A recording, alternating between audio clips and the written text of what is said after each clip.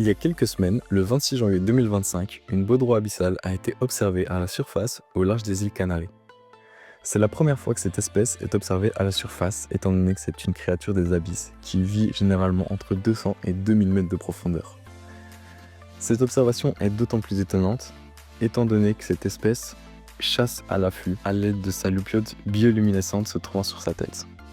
Alors, est-ce que ce phénomène est le signe d'un dérèglement profond de nos écosystèmes marins ? Eh bien, pas vraiment.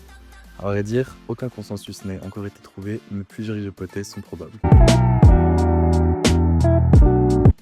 La première est que la baudroie abyssale aurait ingéré un poisson doté d'une vessie natatoire.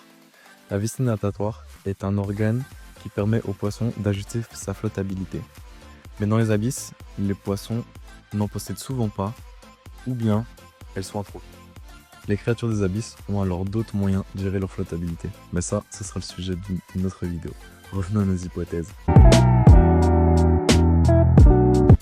La deuxième hypothèse est que notre baudroie abyssale aurait été pris dans une colonne d'eau chaude ascendante qui viendrait d'une fente océanique, étant donné que l'observation a été réalisée au large des îles Canaries, qui est un endroit très connu pour son activité volcanique.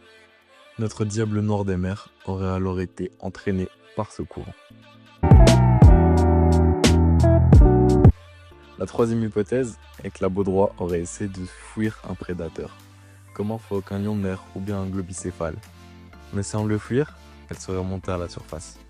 Ou bien, un de ces prédateurs l'aurait ingéré et l'aurait recraché par la suite.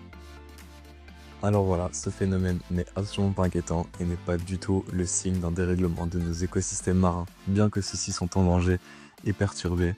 Mais cette vidéo est au contraire une bonne nouvelle, car elle va nous permettre d'en apprendre plus au sujet de cette espèce qui est encore très méconnue. C'est donc pour cela qu'elle a été transférée au musée de la nature de l'archéologie de Santa Cruz de Tenerife, afin d'étudier son anatomie et ses conditions de vie.